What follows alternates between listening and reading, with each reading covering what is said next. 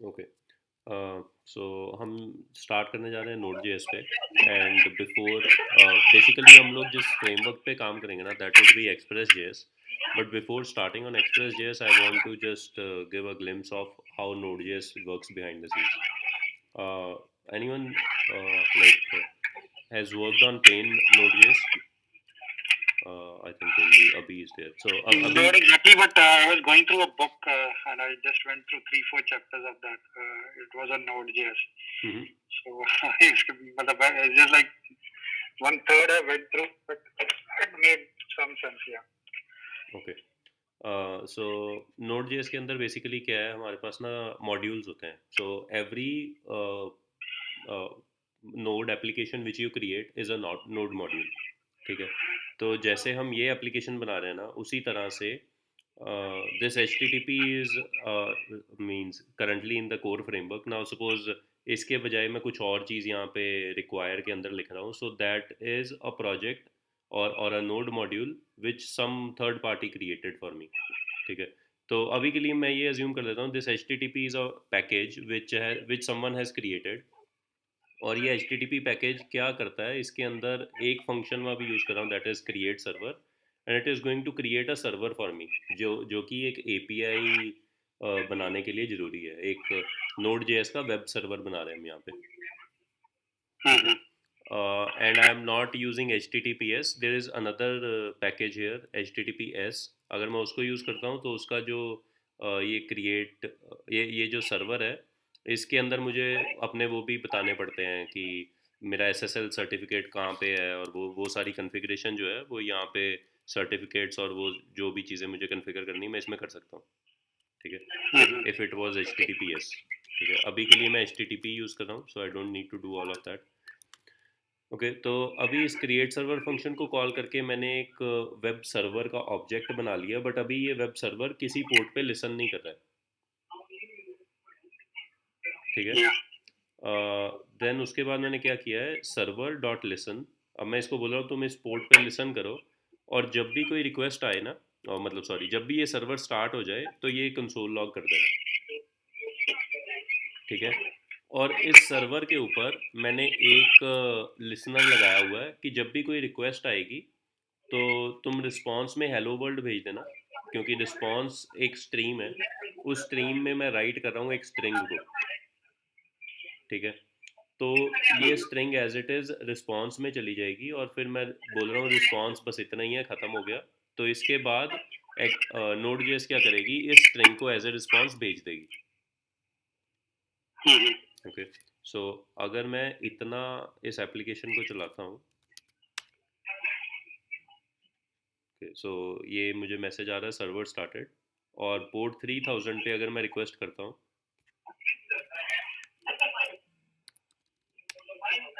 ठीक है, I am getting the string hello world. And interestingly अगर मैं इसके आगे कुछ और भी लिखता हूँ, I still get the same response, चाहे मैं जो मर्जी लिखता जा रहा हूँ। ठीक है, the end point here does not matter, क्योंकि मैंने अभी तक जो कन्फिगर किया है, एक सर्वर कन्फिगर किया है विच लिसन्स ऑन पोर्ट 3000, और जब भी रिक्वेस्ट आती है इस सर्वर पे तो ये काम होता है। Now the end point does not matter कि किस एंड पॉइंट पे रिक्वेस्ट आ रही है। So उसके लिए अगर हम राउट्स वगैरह डालेंगे तो then it will behave that way. Yes Right? Yes, तो उसके लिए हमें, अगर मुझे प्लेन नोड जेएस में ऐसा करना है which would never be helpful, तो आप इवेंचुअली जो लिखोगे ना, दैट इज़ अ फ्रेमवर्क, जो कि आपके रिक्वेस्ट के अंदर में से आपके जो राउट सेगमेंट्स हैं उनको स्प्लिट करेगा, और फिर हर सेगमेंट के लिए एक कंट्रोलर को मैप करेगा, उसके फंक्शंस चलेंगे उसके ऊपर। तो वो सब चीज़ें बाय हैंड करना is like reinventing the wheel, so we'll not be doing that. ये कोड मैंने सिर्फ इसलिए चलाया है ताकि हम ये समझ सकें कि नोड जेएस के अंदर भी एक प्लेन वेब सर्वर बन सकता है। ठीक है, इतना लिखने के लिए मुझे असल में पैकेज जेसन के अंदर कुछ भी नहीं चाहिए। अगर सिर्फ एक इंडेक्स जेएस फाइल हो और ये कोड लिखा हो, और मैं नोड रन टाइम के साथ इसको चलाऊंगा तो ये चल जाएगा। Yeah. So that is because HTTP is probably part of the core node yes framework. yes, क्योंकि HTTP and HTTPS are the part of core Node.js. Mm-hmm. Or same is true for file system and Yes, there yes. tons of other modules I हाँ suppose. जी, हाँ जी. जो crypto है, उसके अंदर file system है, और ये हम्म, HTTP HTTPS हैं, बहुत सारे मॉड्यूल्स हैं जो बाय डिफ़ॉल्ट अवेलेबल है हमारे पास. हम्म, ठीक है. So now we'll be shifting our focus towards Express.js, and before doing that, I want to first of all talk of what Node.js is as a framework or as a platform, कि ये कैसे चलती है और इसके components क्या हैं. So since you are saying you have read a book, so you might have some insights कि वो. yeah, so what I could understand is that like I mean they have just used V8 and they have stripped down anything which is related to browser, Mhm. typically just for the browser, and they have put in some extra stuff which is which is required on the server, Mhm. and anything which is not assuming that underlying framework is a browser that can be run on the Node.js. ठीक है. So this is completely a true statement. The underlying engine जो इस सारी JavaScript को execute करता है, that is V8. There is another thing, they call it libuv. ठीक है. So this libuv is a C++ or C code for native functions like file handling,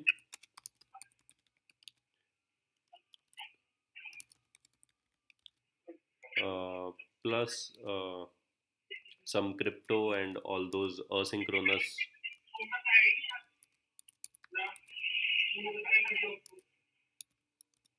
file handling. ठीक है. तो जितने भी असync चीज़ें हैं जो जिनके लिए थ्रेड्स चाहिए, जितना भी क्रिप्टो का काम है, दैट इज़ कंप्यूट इंटेंसिव, वो सारा असync, जो भी मतलब टाइम कंज्यूमिंग या ऐसी चीज़ें जो थ्रेड लॉन्च करने के साथ रिलेटेड है, वो सारा का सारा कोड ना libuv के थ्रू एक्सपोज होता है, and that is completely written in C and C++. ठीक है. So basically Node.js as a framework is a combination of V8 and libuv, जिसके अंदर V8 समझता है जावास्क्रिप्ट वाले सेक्शन को. ये जो libuv है ना, इसके ऊपर जावास्क्रिप्ट के इंटरफेसेस हैं, और वो interfaces behind the scene C++ के कोड को कॉल करते हैं, वो कंप्यूटेशन होती है और फिर उसके बाद एक कॉल बैक के अंदर रिजल्ट मिल जाता है. This is very similar to how Cordova works for mobile apps. अगर हम एक हाइब्रिड मोबाइल ऐप की भी बात करें जो कोर्डोवा में या कैपेसिटर में लिखी गई हो, तो उसके अंदर नेटिव कोड एंड्रॉयड के लिए जावा रहता है, और उसके लिए iOS के लिए दैट इज़ ऑब्जेक्टिव सी या स्विफ्ट, कुछ उस तरह का फ्रेमवर्क. और जो एक वेब डेवलपर उसको यूज़ कर रहा है ना, उसको सिर्फ जावास्क्रिप्ट इंटरफेस पता है कि मैं इसके ऊपर ये फंक्शन कॉल करूँगा तो नेटिव साइड पे ये फंक्शन एग्जीक्यूट हो जाएगा. Yes. So Node.js is completely like that. तो होता क्या है, मैं एक फंक्शन को कॉल करता हूँ which calls another function on the C side, and it executes, and when the result is available the callback for that JavaScript interface is called, and then the result is available to us. ठीक है. For a Node.js developer, Node.js is single threaded, but for a developer who is working on this layer of Node.js, Node.js is not single threaded, क्योंकि C++ is not single threaded. They can launch threads. ठीक है. So this is like the base of Node.js क्या है और क्यों कैसे चल रहा है ये सब. ठीक है. So now we are going to shift our focus to Express.js, which is a framework, और उसके लिए मैंने इस पैकेज.json के अंदर एक डिपेंडेंसी इंस्टॉल कर रखी है, that is Express.js. Except that there is no other dependency in this project right now. Okay. ठीक है. सो अभी क्या है कि मैंने इसको चेंज कर दिया है। सो इनिशियली क्या हो रहा था कि जैसे ही मैं रिक्वेस्ट करता था, endpoint did not matter, मैं कुछ भी एंड पॉइंट पे रिक्वेस्ट करता था, I was getting the string hello world. ठीक है। Yes. Now I have converted it to this application dot get. मैं इसको बोल रहा हूँ अगर रूट पे रिक्वेस्ट आएगी तो you have to return a string hello world. अगर हेलो पे रिक्वेस्ट आएगी you have to return only this word world. Okay. Yeah. So let me restart this server. Now if I this endpoint does not exist right now. ठीक है। अभी अगर मैं refresh करता हूँ तो 404 आया है क्योंकि ये एंड पॉइंट एग्जिस्ट नहीं करता है। Mhm. ठीक है। अगर मैं इसको हटा के यहाँ पे रिक्वेस्ट कर रहा हूँ रूट पे, so it is saying hello world. अगर मैं इसके हेलो वाले एंड पॉइंट पे रिक्वेस्ट करता हूँ, so I am getting this word world. Yes. ठीक है। सो दिस मीन्स कि जब मैं एक एक्सप्रेस जैसा एक फ्रेमवर्क यूज़ कर रहा हूँ, so out of the box मुझे ये राउट हैंडलिंग मिलती है। So now I can split my application into multiple routes. Mhm. I can split this application into multiple routes and then those different segments या अलग अलग entities basically जब हम REST application की बात करते हैं ना, so we are talking of RESTful entities, resources की बात कर रहे हैं हम। So, in an application, we have to identify which different resources exist, और उन resources के लिए हम अलग अलग routes बना लेते हैं। जैसे कि एक application है जो कि स्कूल मैनेजमेंट के लिए है, तो एक रिसोर्स होगा उसके अंदर क्लास। ठीक है। एक रिसोर्स होगा उसके अंदर स्टूडेंट। फिर स्टाफ एक रिसोर्स हो सकता है। ठीक है। स्टाफ के आगे टाइप्स होंगे, तो वो शायद किसी क्वेरी पैरम से सेपरेट कर लेंगे या उसके लिए अलग एंड पॉइंट्स, मतलब सब एंड पॉइंट्स बना लेंगे, जैसे कि स्टाफ स्लैश टीचर्स, कुछ कुछ इस तरह से। और इसके अलावा फिर हो सकता है असेट्स होंगे कोई। तो ये सब रिसोर्सेज हैं। ये रिसोर्स मतलब इनकी एक फिजिकल एंटिटी है, फिजिकल या लॉजिकल एंटिटी है, जिसके रिलेटिव कॉम्प्यूटेशंस होंगी इस सिस्टम के अंदर। ठीक है। So we can basically separate our functions based on these routes. तो अगर मैं क्लास के लिए कुछ ऑपरेशन कर रहा हूँ ना, तो आई will create an and point classes. अब हर एक एंड पॉइंट के लिए ना मेरे पास 4 मेथड्स हैं। Suppose and point is classes. ठीक है। अगर क्लासेस एक एंड पॉइंट है, इसके ऊपर मेरे पास कौन कौन से मेथड्स अवेलेबल हैं? गेट कर सकता हूँ मैं, पोस्ट कर सकता Put हूँ। delete. Yes. So gate is basically retrieve, post is create, put is Update. update, and delete is delete। ठीक है। some people instead of put they prefer patch। बड़ा ही स्लाइड सा डिफरेंस है। Patch is basically for not updating that entire thing, partial updates. This put is going to update the whole object। अगर मुझे partial updates करने हैं ना, जैसे object की एक प्रॉपर्टी अपडेट करनी है, so people prefer patch। So but this is completely dependent on the team which you are working with। क्या convention set है वहाँ पे। So many companies I have seen, they don't use patch, they simply go for put for all kind of updates। But if we want we can use patch also। ठीक है। So अभी इस resource को अगर मुझे retrieve करना है, और इस तरह के सारे रिसोर्सेज रिट्रीव करने हैं, I will create a get method on this endpoint and I will get all the classes. If I want to create one class, I will use this endpoint and the method would be post.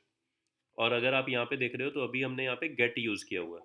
So now suppose मैं classes के लिए बात कर रहा हूँ, so I will say app dot gate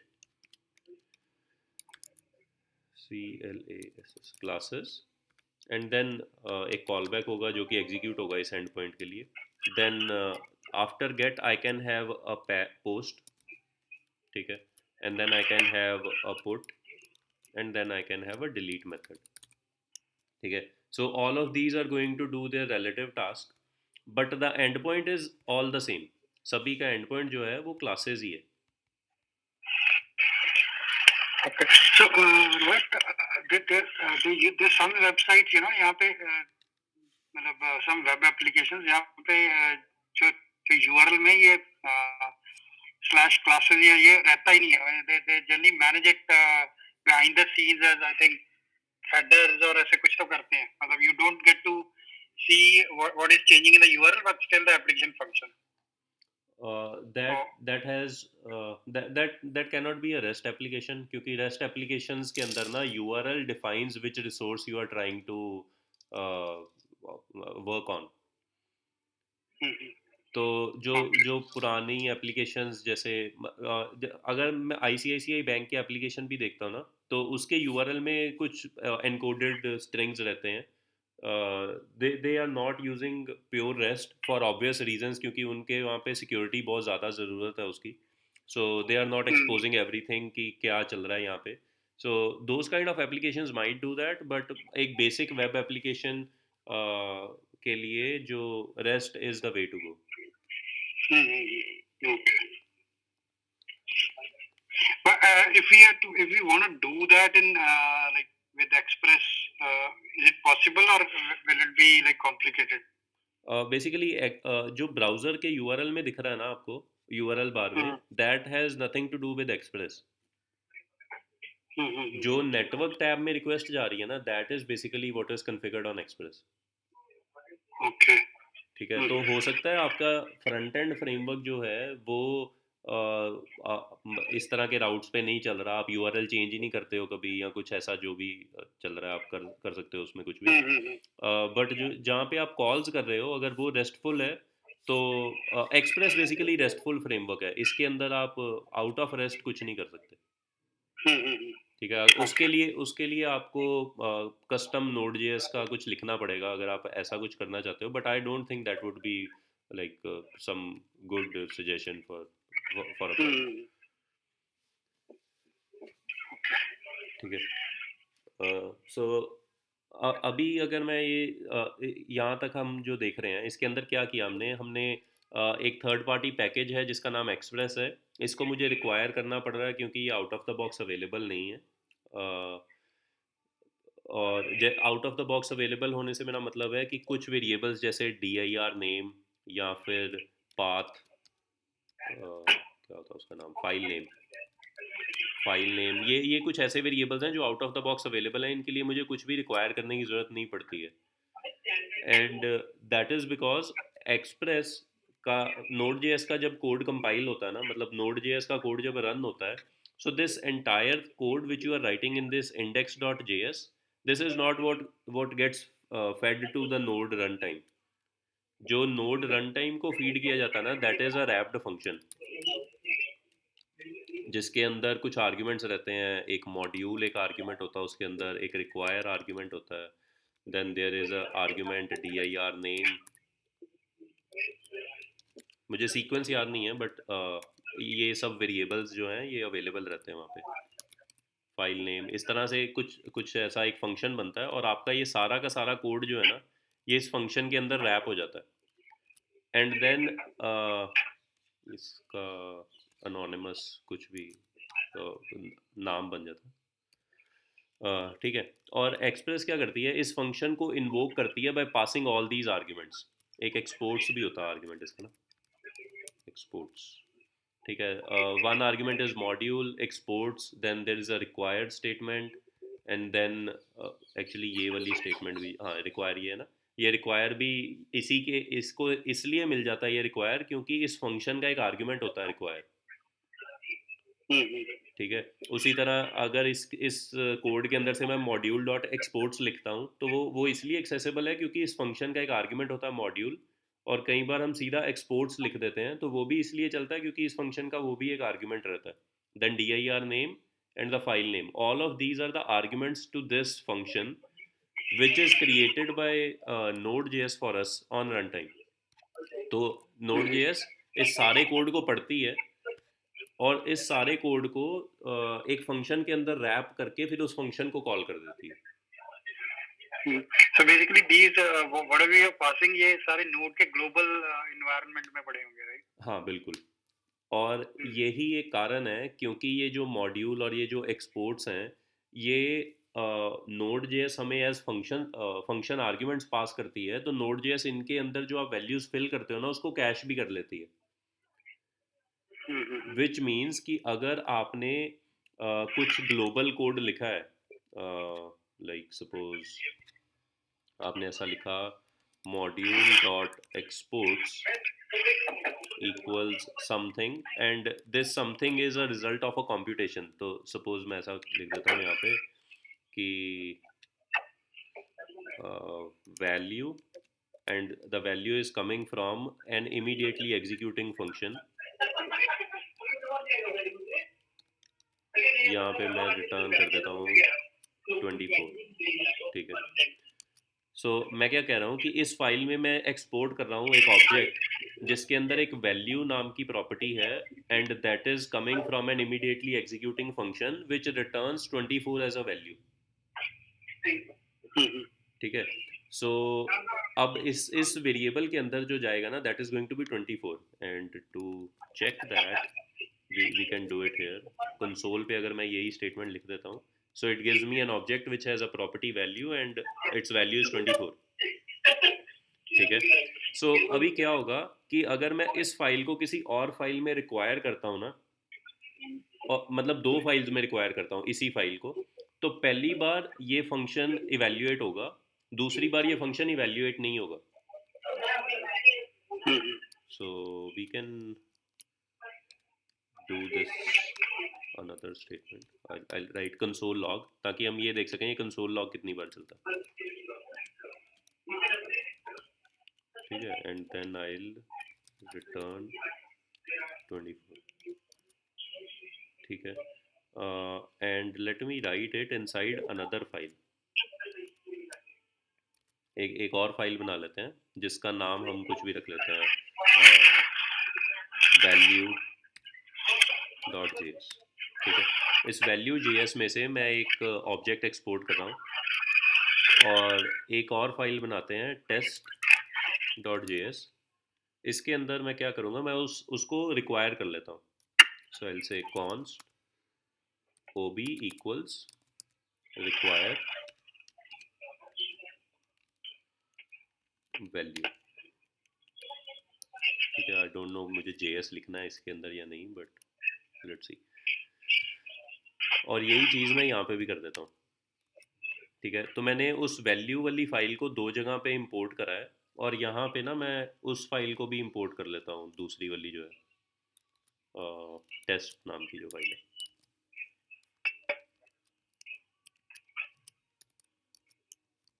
ठीक है। So अभी index JS is the file which is going to run. उसके अंदर मैंने पहले तो टेस्ट वाली जो फाइल है उसको रिक्वायर कर लिया और इस फाइल के अंदर वैल्यू वाली फाइल ऑलरेडी रिक्वायर्ड है यहाँ पे, ठीक है। तो जब ये ऑब्जेक्ट बनेगा ना तो what I am saying here is Node.js is going to cache the result of this required statement, ठीक है। और उससे बिल्कुल अगली स्टेटमेंट जो है I am requiring the same thing. So what I am expecting here is इस value वाली फाइल के अंदर जो कंसोल लॉग लगा है ना it is not going to fire multiple times. I could do it here also, इसके अंदर भी कर सकते थे बट लेट्स सी कि यहाँ पे चल करके क्या बनता है। ओके, सो हेलो एक बार प्रिंट हुआ है बट उसको मैंने दो जगह पे रिक्वायर करा हुआ है, ठीक है। So now let me move this console log out of this exports function,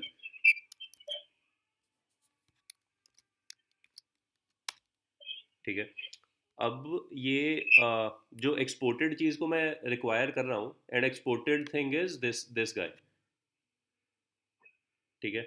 so even though this value is given to two people, ये हेलो मैसेज जो है ना that is being printed only once. Why so? क्योंकि एक बार जब require किसी चीज़ को एक एक फाइल को कंप्यूट कर लेता ना, फिर उसको रिकम्प्यूट नहीं करता।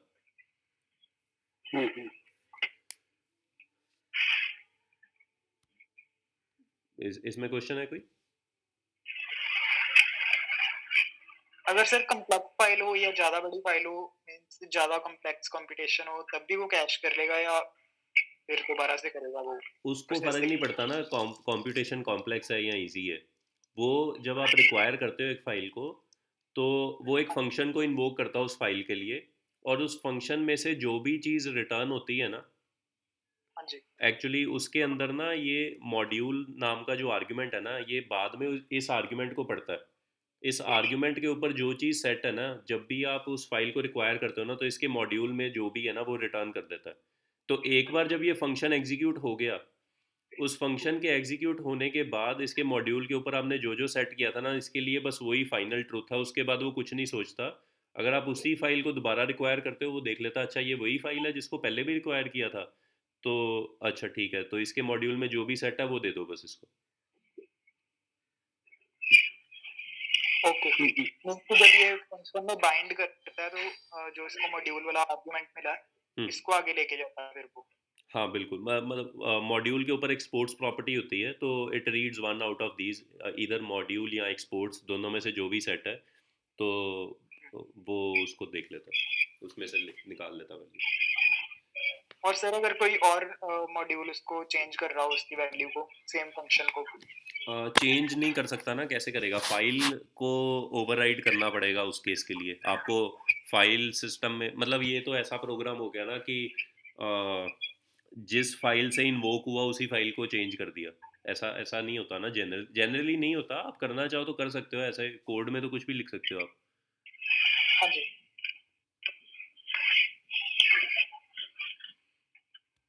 और ऐसा भी I was just reading through जो जो मॉड्यूल डॉट एक्सपोर्ट्स में whatever we put, that is the only thing which gets exposed to the other modules.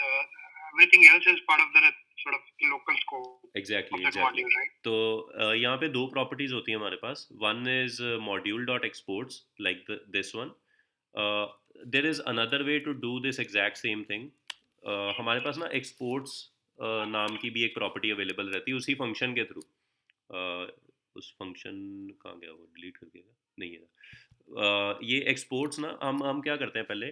So let's check if module dot exports and this guy are equal. Module dot exports, if this is true, then console log both are same। ठीक है। सो अगर तो ये object जो module dot exports है और ये जो एक्सपोर्ट्स है, अगर ये दोनों सेम होंगे, then I log both are same. Otherwise इसका मतलब है ये दोनों अलग अलग अलग ऑब्जेक्ट्स हैं। ठीक है। So if I run this application, so I am seeing this both are same, and triple equal to means कि ये मेमोरी लोकेशन को भी मैच कर रहा है। ये ऑब्जेक्ट जिस मेमोरी लोकेशन पे है प्लस ये ऑब्जेक्ट जिस मेमोरी लोकेशन पे है, वो दोनों सेम ही मेमोरी लोकेशन है। ठीक है।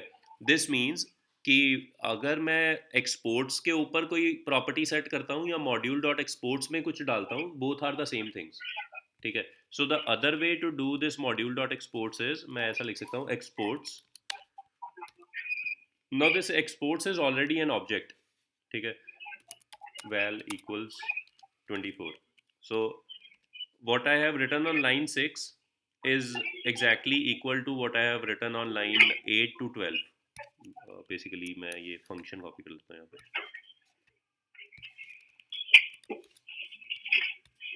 ऐसा। तो अभी हो क्या रहा है, इस स्टेटमेंट में ना मैं एक्सपोर्ट्स को ओवरराइड कर रहा हूँ एक ऑब्जेक्ट के साथ। मतलब उसमें अभी जो भी है उसको मैं रिप्लेस कर रहा हूँ एक नए ऑब्जेक्ट के साथ। ठीक है। सो अभी एक्सपोर्ट्स जिस मेमोरी ऑब्जेक्ट को पॉइंट कर रहा था ना, अब उसको हट के किसी और ऑब्जेक्ट को पॉइंट करने लग गया, और वो एक अनोनिमस ऑब्जेक्ट है जो कि ये। ठीक है। बट इस केस में मैं क्या कर रहा हूँ, मैं एक्सपोर्ट्स की मेमोरी लोकेशन चेंज नहीं कर रहा, उसके अंदर एक प्रॉपर्टी ऐड कर रहा हूँ which is going to refer to this value whatever this function returns. ठीक है। अब ये दोनों स्टेटमेंट्स जब चल जाएंगी तो जो भी लास्ट चला होगा ना, अगर जैसे मॉड्यूल डॉट एक्सपोर्ट्स बाद में चला है, so this is going to be the final value which gets exported from this file. ऐसा क्यों? क्योंकि जो ऑब्जेक्ट था उसके ऊपर पहले एक प्रॉपर्टी सेट हुई, फिर उसके बाद वो चेंज हो गया, वो अब 25 हो गया। ठीक है, और मैं इसको यहाँ पे लॉग करा लेता हूँ। So I will write console dot log वो भी डॉट वैल। ठीक है, so I should see 25 as a result. ठीक है, तो यहाँ पे मुझे 25 दिख रहा है, बट मैंने एक्सपोर्ट्स डॉट वैल के ऊपर भी वैल्यू सेट की थी। अगर मैं ये स्टेटमेंट को कमेंट कर देता हूँ and I rerun this application, so I am getting 24 as a value. ठीक है, now there is another thing कि अगर मैं इसको ऊपर कर देता हूँ, ठीक है, और ये स्टेटमेंट बाद में लिखता हूँ, तो अभी क्या होगा?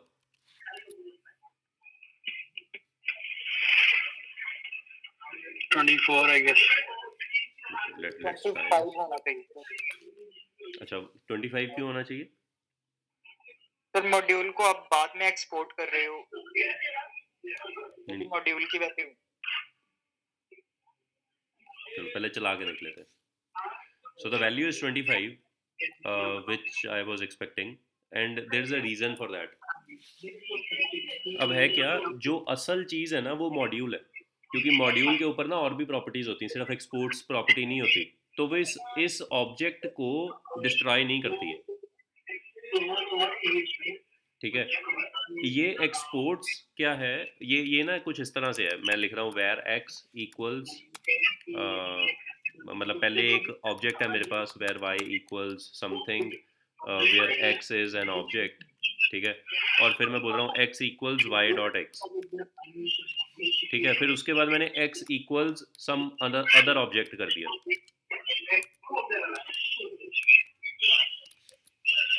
तो इन 3 स्टेटमेंट्स में हुआ क्या, इसको हम बोलते हैं मॉड्यूल वाई को।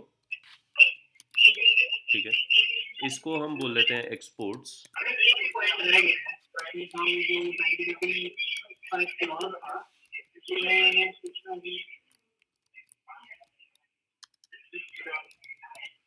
ठीक है, तो ये जो पहली 2 लाइंस है ना, ये Node.js ने लिखी सपोज कर लो, और फंक्शन को ये मॉड्यूल और एक्सपोर्ट्स दोनों वैल्यूज पास कर दी।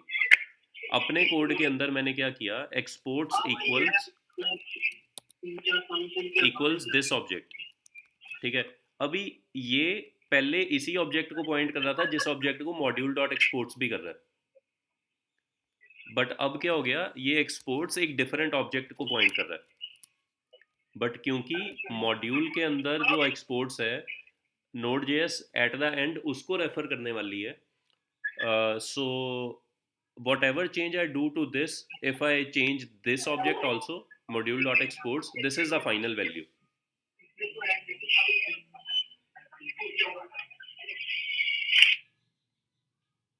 Okay sir. आंसर मेरे अकॉर्डिंग मतलब जहाँ तक मुझे समझ आ रहा है, तो मतलब उसके ऊपर भी लिखा हुआ है if exports equal to module dot exports. तो मॉड्यूल का जो एक्सपोर्ट है वो एक खास मॉड्यूल का ऑब्जेक्ट कह सकते हैं हम उसको। नहीं, अभी रुको, मैं यहाँ पे लिख देता हूँ, if this is not equal to this, both are different.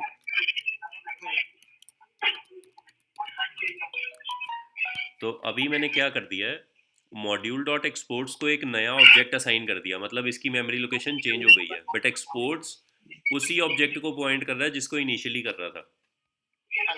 ठीक है, इसका मतलब है ये स्टेटमेंट भी ट्रू है अब। ठीक है, तो पहले ये बोलेगा बोथ आर सेम, क्योंकि इस पॉइंट तक दोनों ऑब्जेक्ट्स सेम ही मेमोरी लोकेशन को पॉइंट कर रहे थे, और यहाँ तक आते हुए वो दोनों अलग अलग मेमोरी लोकेशन को पॉइंट कर रहे हैं।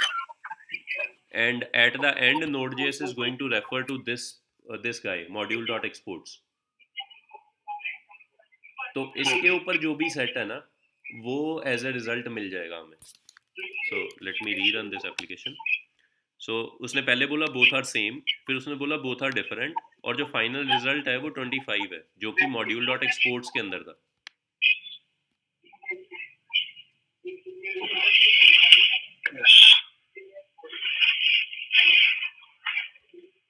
ठीक है, I can try we can put a debugger, मतलब ये जो चीज़ें मैं अभी बोल रहा हूँ ना, ये मैंने कैसे सीखी हैं, हमने एक बार ऐसा ऐसा करके देखते हैं, देखो यहाँ पे मैं डिबगर लगाता हूँ and let me try to run this with the debugger. तो जब आप इसको रन करोगे ना, and if you try to dive into the code of Node.js, इसको मैं F10 कर देता हूँ नाउ। ये रिक्वायर एक फंक्शन है, ठीक है, मैं इस फंक्शन के अंदर जाता हूँ, I'll press F11, ओके, सो मैं यहाँ आ गया हूँ, this is a function, okay, यहाँ पे this is basically returning another function, ठीक है, ये एक फंक्शन रिटर्न करता है which takes 2 arguments and then returns whatever is returned from this function, ठीक है, so let's hit F11,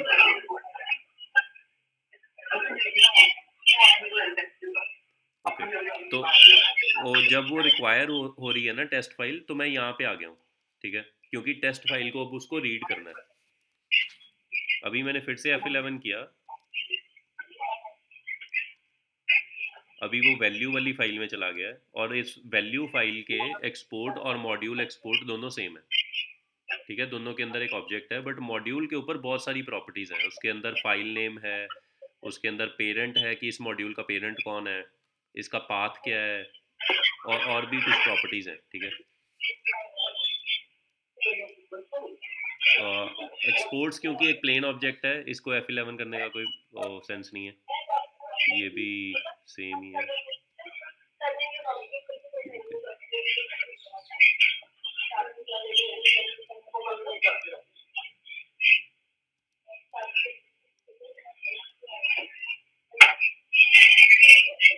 okay, नहीं यहाँ पे नहीं हो रहा, वो जिस तरह से मैं डिबग करने की कोशिश कर रहा था ना, वो नहीं बन रहा, शायद पता नहीं, सोर्स कोड खोलेंगे तो ही पता चलेगा।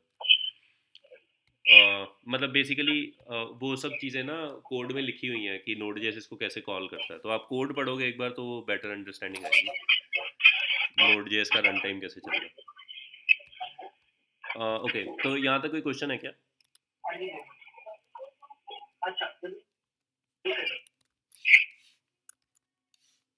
सर ये समझ नहीं आया कि मॉड्यूल और एक्सप्रेस पहले सेम जगह पे कॉल कर रहे हैं, जैसे मींस कि उनका लेवल क्या है, मॉड्यूल और एक्सप्रेस सेम लेवल पे है या अलग-अलग लेवल पे है? Module is the parent of this property exports, मतलब एक्सपोर्ट्स प्रॉपर्टी जो है मॉड्यूल के ऑब्जेक्ट के ऊपर है, और ये खुद एक ऑब्जेक्ट होता है, इनिशियली एक एम्प्टी ऑब्जेक्ट होता है जिसके ऊपर आप कुछ भी प्रॉपर्टी सेट कर सकते हो, ठीक है, ठीक है, सो इसलिए जब हम इसको रिटर्न कर रहे हैं तो मॉड्यूल को ज़्यादा प्रेफरेंस मिल रही है।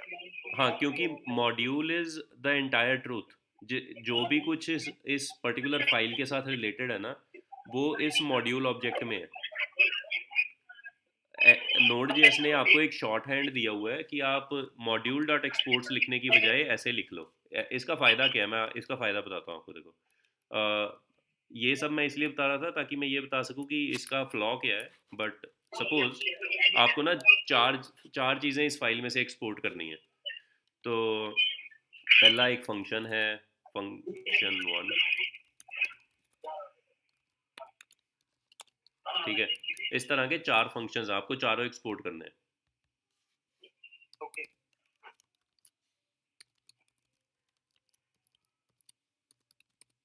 ठीक है। अभी इन चारों को अगर मुझे मॉड्यूल डॉट एक्सपोर्ट्स के साथ एक्सपोर्ट करना है, तो मुझे क्या करना होगा, मुझे ऐसा लिखना होगा मॉड्यूल डॉट एक्सपोर्ट्स इक्वल्स एक ऑब्जेक्ट जिसके अंदर मैं 1 इज़ 1 एंड देन 2 इज़ 2, है ना, ऐसा वो सारा का सारा एट द एंड लिखूंगा, राइट, फंक्शंस की डेफिनेशन देने के बाद उनको यहाँ पे है ना, तो इस तरह से मैं उन चारों को एक्सपोर्ट कर दूंगा। सो this is the way you can do it with module dot exports, ठीक है। नाउ अभी ये तो एक फंक्शन है, मान लो आपको एक वैल्यू करनी थी, instead of functions let me call them as constants,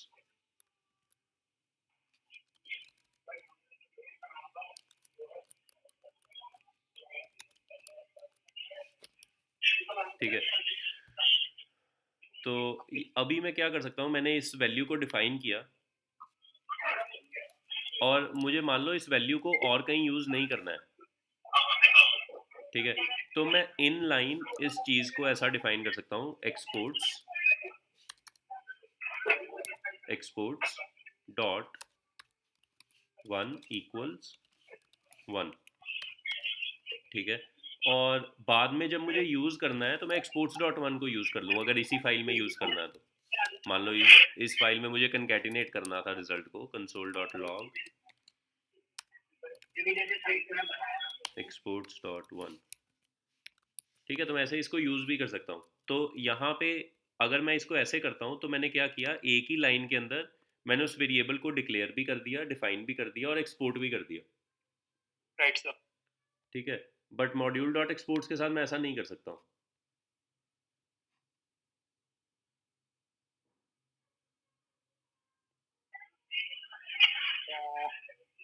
तो इसकी वैल्यू कैसे एक्सेस होगी सर अगर मॉड्यूल के थ्रू हम करेंगे तो? जैसे करंट console फाइल log के में। अंदर अगर मान लो मुझे 2 को एक्सेस करना है तो 2 एक वेरिएबल ऑलरेडी है या कांस्टेंट ऑलरेडी है, मैं उसको यूज़ कर सकता हूँ।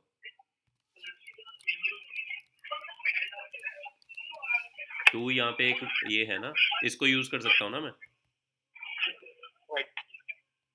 ठीक है। बट मुझे एक्सप्लिसिटली उसको एक्सपोर्ट करना पड़ेगा। बट इस केस में मैंने ऑलरेडी उसको एक्सपोर्ट कर दिया, अब यूज़ करना है तो मैं एक्सपोर्ट्स डॉट 1 को यूज़ कर सकता हूँ। तो ये उस केस में होगा जहाँ पे हम वैल्यू चेंज नहीं कर रहे। एग्जैक्टली आप जहाँ पे डिक्लेयर कर रहे हो वहीं पे डिफाइन भी कर रहे हो और फिर आप उसको चेंज भी नहीं करना चाहते हो। ओके। अब मान लो कि ये 1 जो है एक फंक्शन होता, तो अगर अगर मैं ऐसा नहीं लिखना चाहता, अब मुझे इसको एज अ फंक्शन बनाना था, so I could say this is a function which does something, ठीक है। तो 1 is defined as a function now. ऐसा जरूरी नहीं है कि वो कांस्टेंट ही हो, ये फंक्शन भी हो सकता था और इसके अंदर कुछ भी कोड हो सकता है,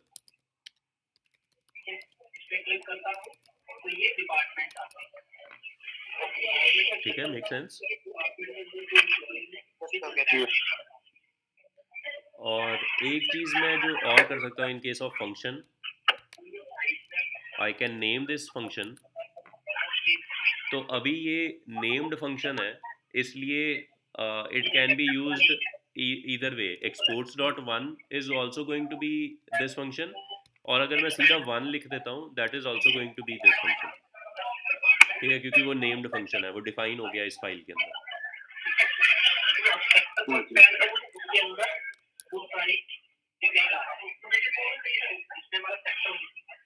ओके सर।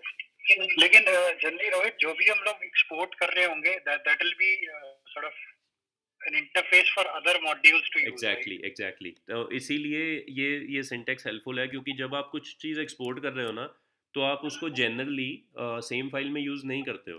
बट अगर आप करना चाहते हो, आप ऐसा नहीं है आप कर नहीं सकते हो, आप कर सकते हो, मल्टीपल तरीके हैं करने के। right?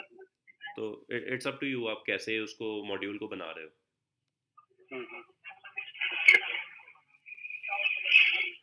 Okay, so any questions still here? तो the thing I was trying to emphasize here is exports और module dot exports जो है, ये दोनों सेम ऑब्जेक्ट होते हैं। At the end, module dot exports is the one which is used by Node.js.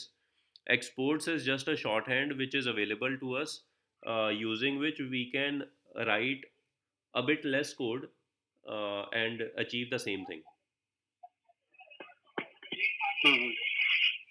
ठीक है। And this is not a valid syntax. अगर मैं ऐसा लिखता हूँ exports dot 2 equals const 2, this is not a valid syntax, because ये जो const keyword या वैर कीवर्ड, ये सब जो कीवर्ड्स है ना, they have to be the first words in the statement. तो इस स्टेटमेंट, ये एक इनवैलिड स्टेटमेंट है, ये सिंटेक्स गलत है यहाँ पे, ठीक है। तो इसका मतलब ये हुआ कि अगर मुझे डिफाइन और डिक्लेयर सेम ही स्टेटमेंट में करना है तो मुझे एक्सपोर्ट्स डॉट 2 को ही डिफाइन करना होगा, या फिर मैं ऐसा कर सकता हूँ कि मैं इस वेरिएबल को उठा के यहाँ पे डिफाइन कर दूँ और फिर इसको यूज़ कर लूँ। but that would be more or less the same thing with module.exports.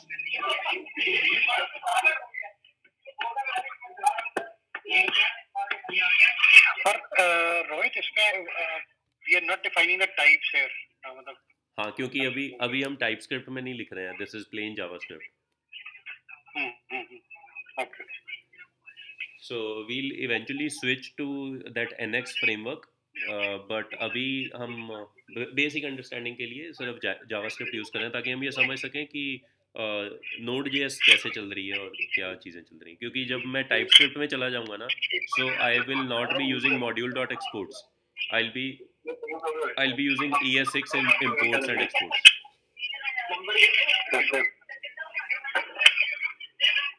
Okay.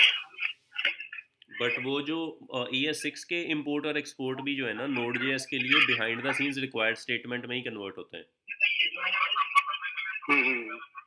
ठीक है, और वहाँ पे हम ऐसा लिखते हैं, जैसे मान लो मुझे एक्सपोर्ट करना है, मैं ऐसा लिख सकता हूँ वहाँ पे एक्सपोर्ट कॉन्स्ट x equals 12.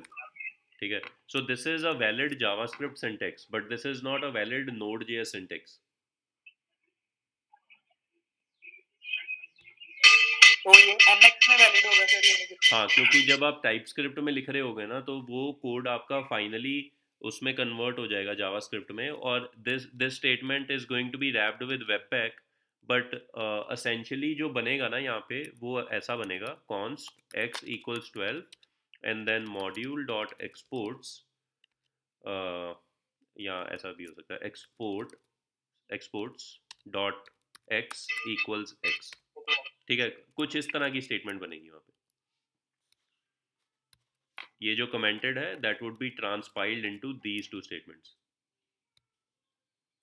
मतलब एग्जैक्टली ऐसा नहीं होगा क्योंकि वो वेबपैक के साथ रैप्ड है और वो कोड इतना इजी नहीं है समझने में, बट नेट इफेक्ट ये होगा.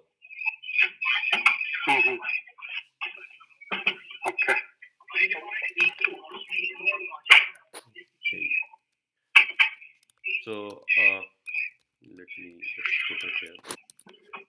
और जो चीज़ हम आज डिस्कस करने वाले थे that was the router. I didn't touch it क्योंकि कुछ ज़्यादा लोग हैं नहीं यहाँ पे, so I want to keep it for tomorrow maybe. So any questions till this point? So I had a question. So if there's some code which is like very heavy on compute, so how do we handle that? So अगर कुछ ऐसा है which is since it is a single threaded process, मतलब single threaded रहता है Node.js में, anything which we type and do it in JavaScript, तो अगर हम कुछ ऐसा करते हैं जो उसको ही चोक कर देता है उसी थ्रेड को, then it eventually lead to lot of delays for everybody, right? तो मतलब उसके लिए क्या, what is the best practice for that? So something is compute heavy. हाँ, तो एक तरीका तो ये है जो अभी मेरे दिमाग में आ रहा है कि हम उसको एक async फंक्शन में डाल दें, क्योंकि जब async फंक्शन चलता है ना तो that converts to a promise, और जब भी वो प्रॉमिस रिजॉल्व हो जाएगा, बट उसके साथ भी प्रॉब्लम है. प्रॉमिस जो है ना वो I have forgot the term, उसको मैक्रो टास्क या माइक्रो टास्क दोनों में से क्या बोलते हैं, मेरे ख्याल से मैक्रो टास्क बोलते हैं. मैक्रो टास्क जो होते हैं ना, what ever that is, micro या मैक्रो, जो मैं बोलने जा रहा हूँ वो स्टेटमेंट सही है, but I don't remember it is actually for micro और मैक्रो. बट जो मैक्रो टास्क होते हैं ना उसमें क्या होता है कि वो थ्रेड को ब्लॉक कर देते हैं. अगर एक मैक्रो टास्क ऐसा है जो कि जो ब्लॉकिंग है, तो वो पूरी थ्रेड को ब्लॉक कर देगा, वो कुछ भी चलने नहीं देगा.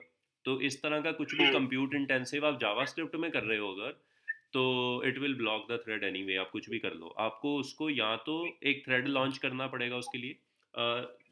इसके अंदर Node.js के अंदर ना APIs अवेलेबल हैं जिसके साथ आप Node.js में रहते हुए भी थ्रेड्स इन्वोक कर सकते हो. फोर्क चाइल्ड करके कुछ API का नाम है,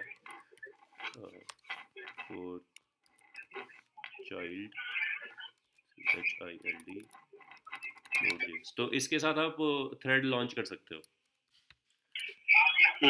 तो इवन दो हम ये बोल रहे हैं कि Node.js is a single threaded thing, but वो जो C++ का जो हमारे पास ऑलरेडी एक लेयर बनी हुई है जिससे हम जावास्क्रिप्ट का कोड के थ्रू सी प्लस प्लस का कोड इन्वोक कर सकते हैं.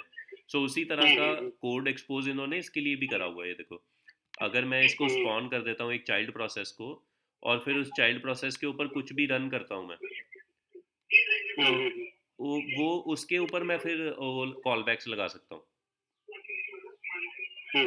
ठीक है, तो इस तरह का हम इन्वोक करके और फिर कॉल बैक दे के उसको कर सकते हैं, अगर आपको Node.js में ही करना है. अदरवाइज मतलब आपको ऐसा नहीं करना, मे बी आप किसी थ्रेडेड लैंग्वेज में कर लो और फिर किसी API से रिटर्न करा लो, कुछ कुछ भी ऐसा कर सकते हैं.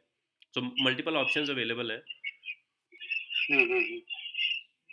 But when we say it is single threaded, say I have a server which is having like 8 cores.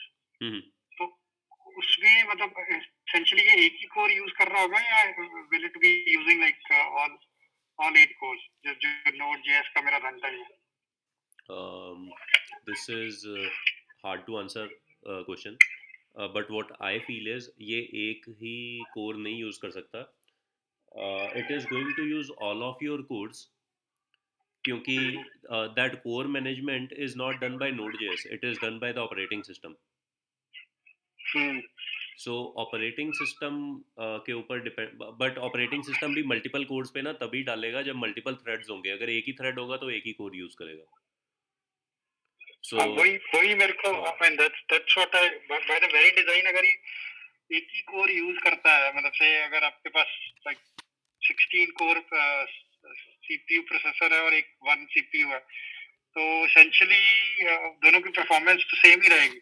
हाँ, वो उसके लिए जब हम Node.js की एप्लीकेशन को डिप्लॉय करते हैं ना, तो इसमें PM जनरली जो प्रोडक्शन पे यूज होता है ना, दैट इज दिस PM2, और इसके अंदर ना एक क्लस्टर मोड है. तो बाय डिफॉल्ट Node.js आप सही बोल रहे हो, सिंगल थ्रेड पे ही चलती है. बट जब मैं क्लस्टर मोड में इसको डिप्लॉय करता हूँ ना, तो मैं हर उसको कोर को यूज कर सकता हूँ. ये इमेज वो चीज़ बता रही है. तो यहाँ पे मैं इसको बता सकता हूँ कि तुम मैक्सिमम कितने कोर्स यूज़ करोगे, और मिनिमम वो एक कोर पे चल रहा है, पर जब ट्रैफिक आने लगेगी और उसको ज़्यादा एक्सपैंड करना होगा, तो वो जितने कोर्स आपने बोले वो उतने कोर्स तक उसको रेप्लिकेट कर देगी उसी प्रोसेस को. तो अब मान लो कि आपकी API है, वो उसके ऊपर आपकी एक कोर ना 10,000 रिक्वेस्ट हैंडल कर रही है आराम से. जब 10,000 से ज़्यादा आने लग गई और प्रोसेस स्लो होने लग गया, तो PM2 खुद से अगली कोर के ऊपर इसी प्रोसेस को रेप्लिकेट करने लग जाएगी. मतलब अगली रिक्वेस्ट 10,000 के ऊपर जैसे आई ना, तो वो एक और दूसरी कोर के ऊपर इसी प्रोसेस को एग्जीक्यूट करेगी और उससे परफॉर्मेंस इंप्रूव हो जाएगी. Okay.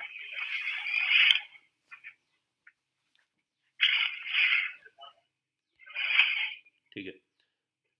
So any other questions? No. Okay, so let's call it a day, and we'll start with that router class tomorrow. Sure. Okay. Thank you. Thank you so much. Bye. Have a good day. Thanks. Thank you.